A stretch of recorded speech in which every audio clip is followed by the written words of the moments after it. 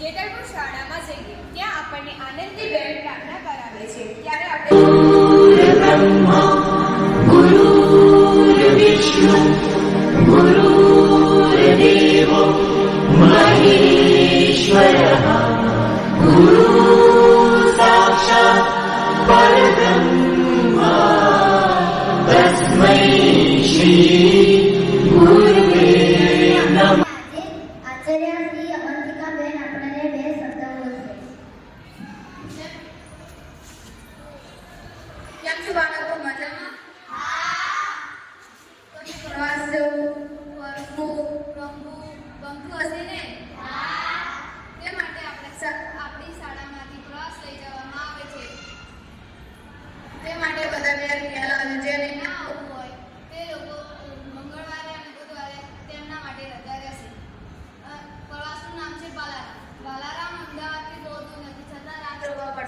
તે માટે એક સેતરંગી પાણીની બોટલ અને ટિફિન લેતા આવજો. આ ગાડીમાં જવાનું છે.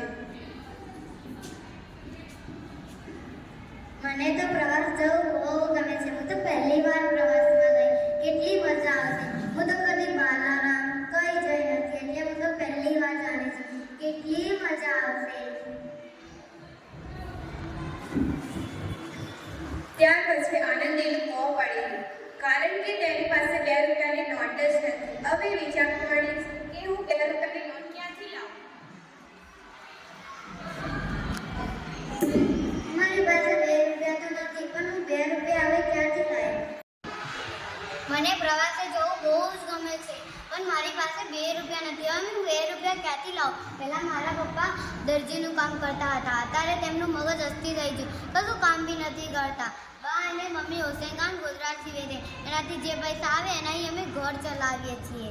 અને મારા પપ્પા મગજ અસ્થિર થયા જેના કારણે તેમને કશું સીવતા નથી. બા તેમને ધમકાવીને મશીન ઉપર બેસાડે છે. ત્યારે તેમને કંઈ ઉલટું સીવીને બેસી જાય છે.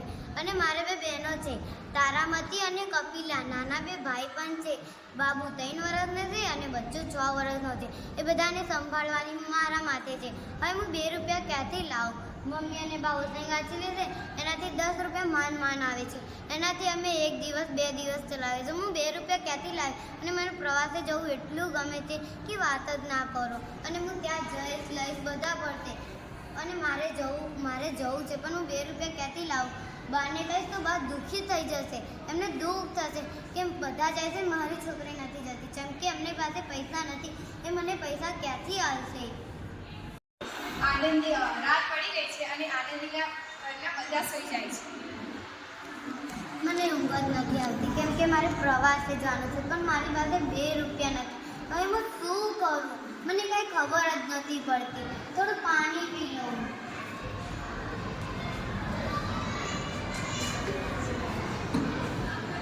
મારે 2 રૂપિયા જોઈએ છે. હું ક્યાંથી લાવું. હે ભગવાન તું મને 2 રૂપિયા ગમે તે કરીને અપાવ. એ દીનાનાથ એ દીનદયાળ મારે ધન દોલત હાથી ઘોડા કંઈ નહીં જોતું. હીરા મોતી પણ નથી જોતું. મારે એ બધાની આશા નહીં. મારે તો ફક્ત 2 રૂપિયા જોઈએ છે. 2 રૂપિયાનો તારે શું હિસાબ.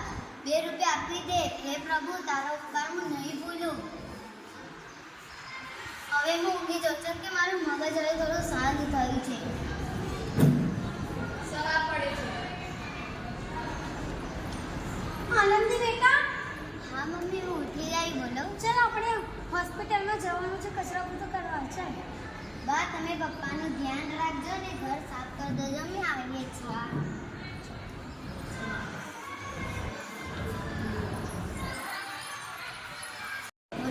મમ્મી તમે આ રૂમ વાળ દો હું પેલો રૂમ વાળ દઈશ.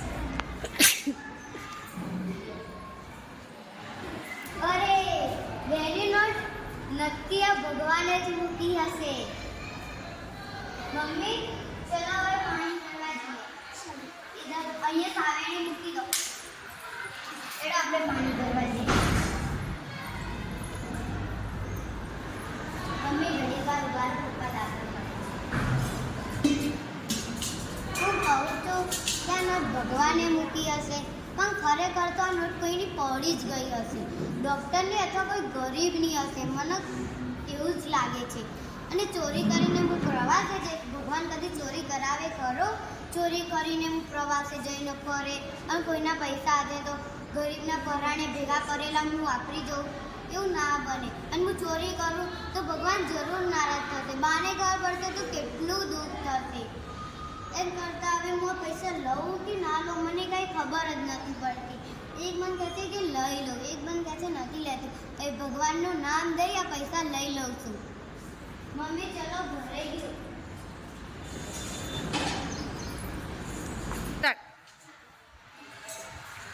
મંગુભાઈ શું થયું? મારી 2 રૂપિયાની નોટ ખોવાઈ ગઈ છે. કોકને મળી હોય તો મને કહેજો. સારું, હું દેખી જઈશ. આનંદી, પેલી મંગુબાઈ હમણાં આવીને કહેતી હતી તેના 2 રૂપિયા ખોવાઈ ગયા છે. તને જડે છે?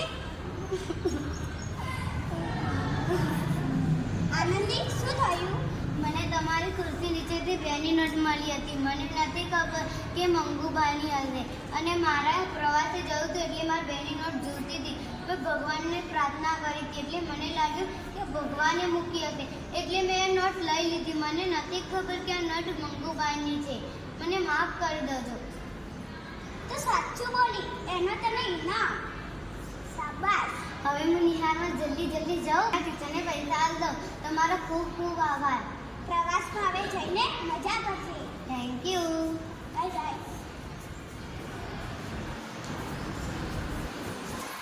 Hello teacher. કેમ આનંદ, આજે તો બહુ જ ખુશી લાગે છે. મારે 2 રૂપિયા જોઈતા હતા અને હું દવાખાનામાં જઈ ત્યારે મને ડૉક્ટરને ખુરશી નીચેથી 2 રૂપિયા મળ્યા. તે મેં લીધા. તે એ મંગુબાઈના હતા અને મને નથી ખબર. તે મેં એમને બધું સાચું કીધું. તે તેમને કીધું કે તું સાચું બોલી અને તને ઇનામ લઈ જાય. એટલે હું આજે બહુ ખુશ લાગી છું. હું પહેલી વાર પ્રવાસમાં જવાની છું. તમને ખબર છે? અને મને પ્રવાસમાં જવું બહુ ગમે છે. હું આ ગાડીમાં ગીતો ગાઈશ, બધું લઈને આવીશ ને ટીચર. હા, જોયું બાળ મિત્રો, બધાને પ્રવાસમાં જવાનું ખૂબ જ મજા આવી છે, પણ આનંદી જેવું તો કોઈને મજા નહીં આવી છે. Thank you.